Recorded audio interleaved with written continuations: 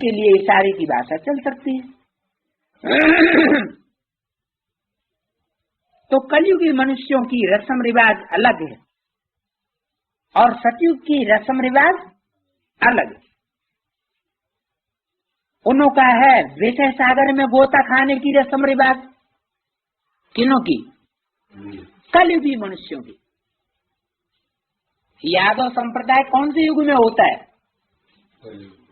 बहुत बढ़ता पड़ता कौन से युग में है? कलयुग में। द्वापर में भी क्रिश्चियन से ज्यादा नहीं फैले।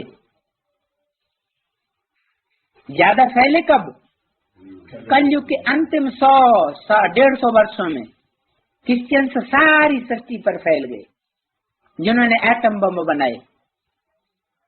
उससे पहले क्रिश्चियंस की इतनी तादाद नहीं थी।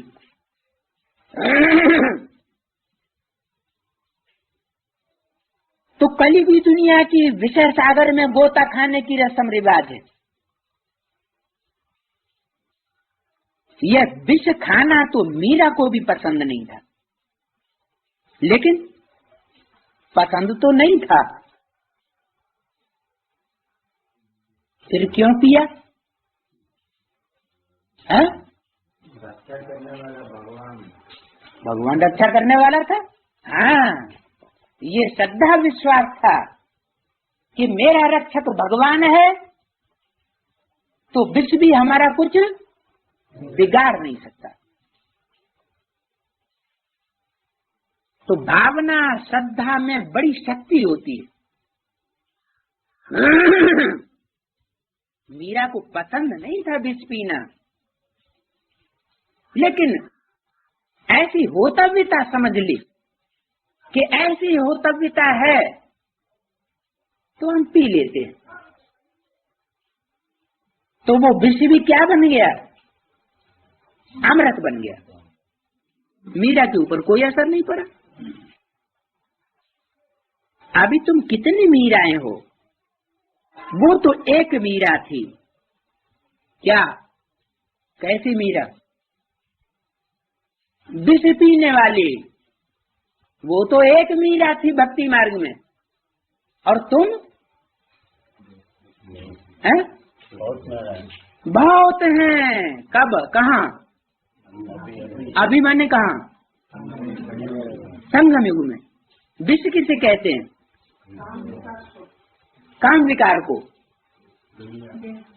तो सारी दुनिया ने विष पिया, सिर्फ मीरा ने क्यों पिया? है? पराई स्त्री वास्तव में विष है, पर पुरुष वास्तव में विष है। पर पुरुष का भोग करना, पर स्त्री का भोग करना, ये विष है।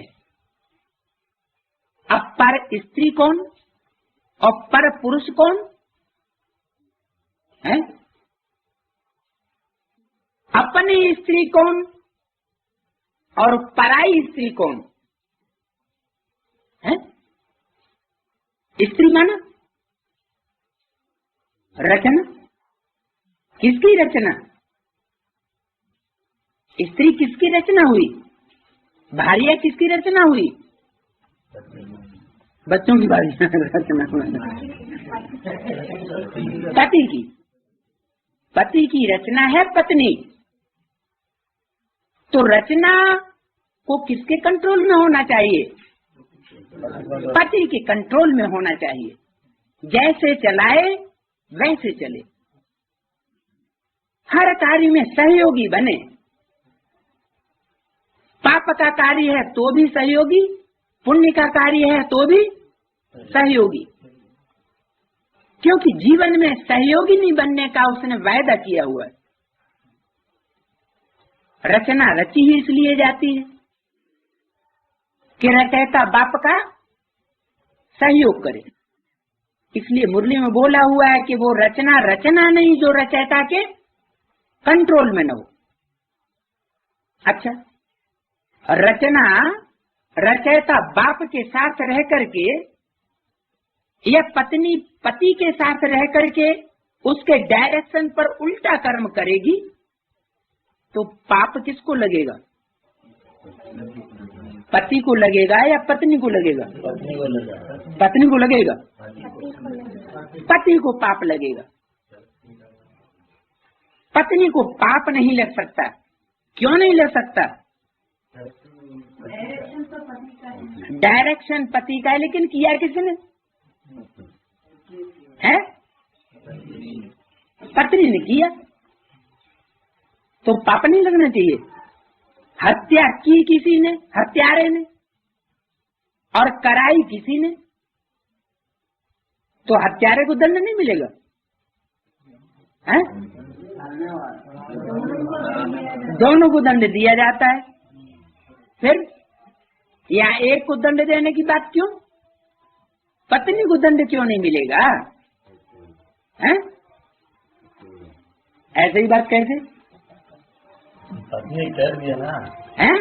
पत्नी कर्म कर दिया, दोनों को दंड नहीं मिल सकता। क्यों? क्यों? रचना जो है रचयिता के अधीन होती है। रचना रचयिता के अधीन होती है, अधीन रहना ही उसका फर्ज है। अगर रचना रचयिता की अधिकारी बन जाए तो अपने फर्ज से नीचे उतर गई। पारिवारिक व्यवस्था नहीं चल सकती।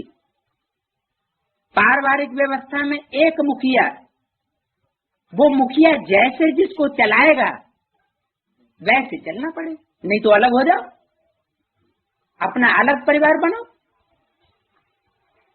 तो अनुशासन जो है वो कब रहेगा? जब रचयिता के कंट्रोल में सारी रचना हो, तो अनुशासन वाली दुनिया बनेगी। नहीं तो द्वापर और कलयुग वाली दुनिया बनेगी।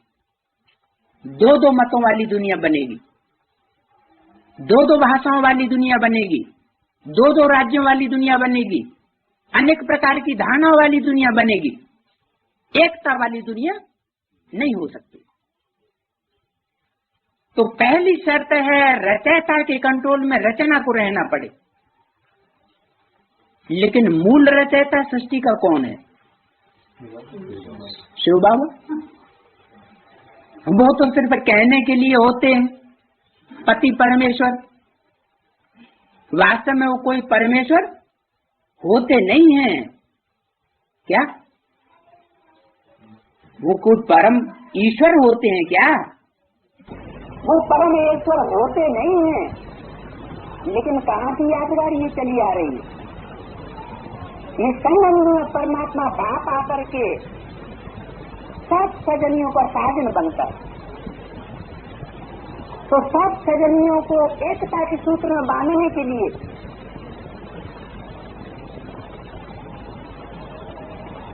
ये नियम बनाया हुआ है। इस दुनिया में अभी चलन कौन सी है, रस्म रिवाज कौन सी है? राज्य किसका चल रहा है? रावण का राज्य चल रहा है।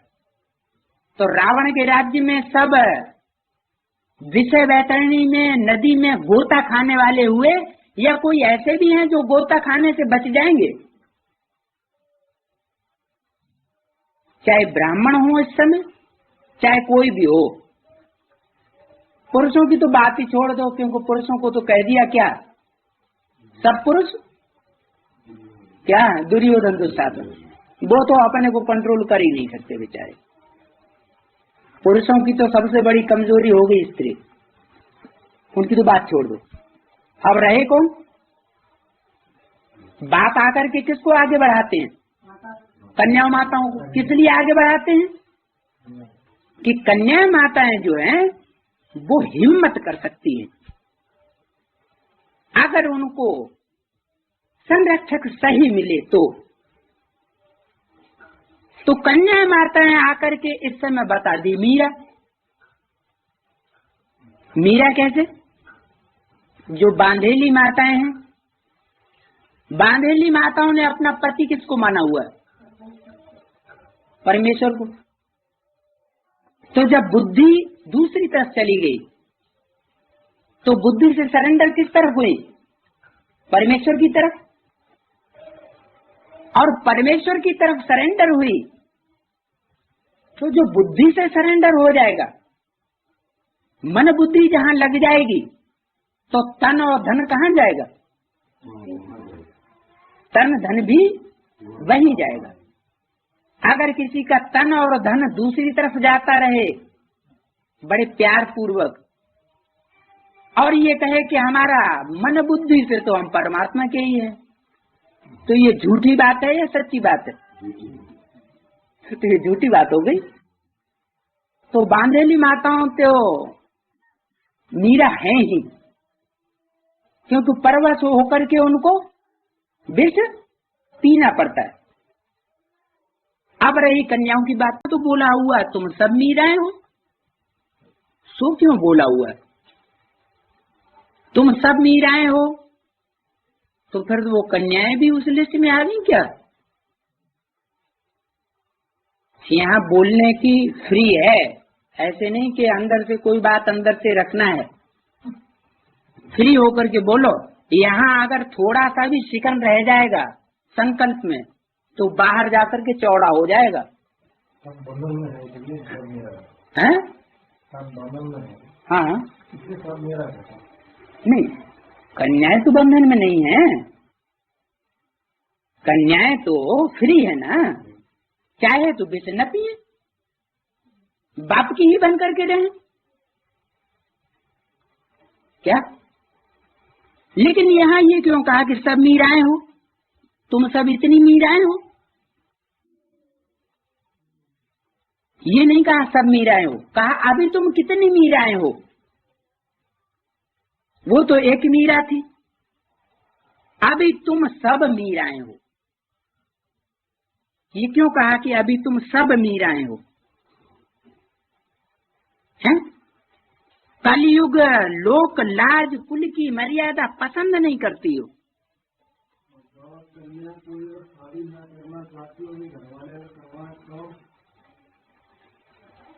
कन्या शादी न करना चाहती हो? हाँ, शादी न करना चाहती हो? हाँ,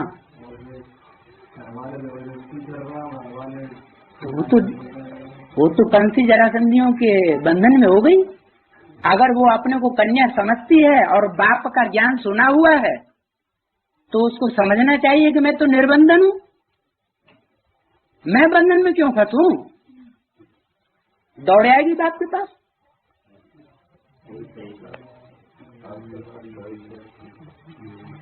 वो बंधन में क्यों फंसेगी?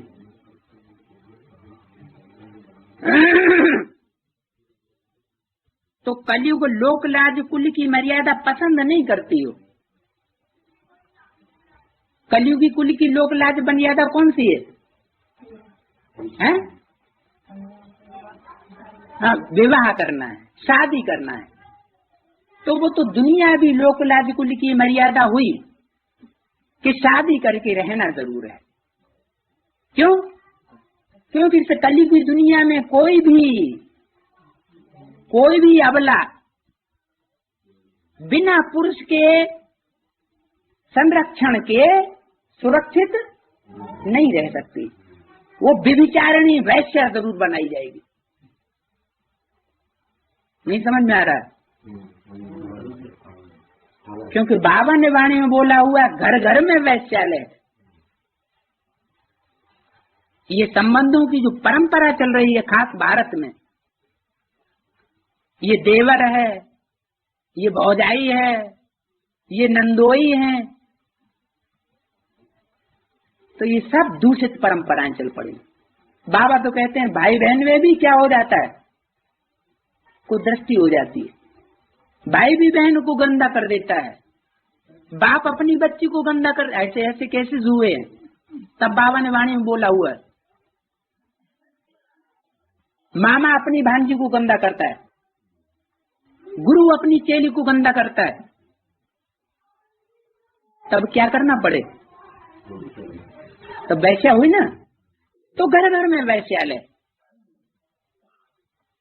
तो यहाँ जो बात बोली है कि कलयुगी लोक लाज कुल की मर्यादा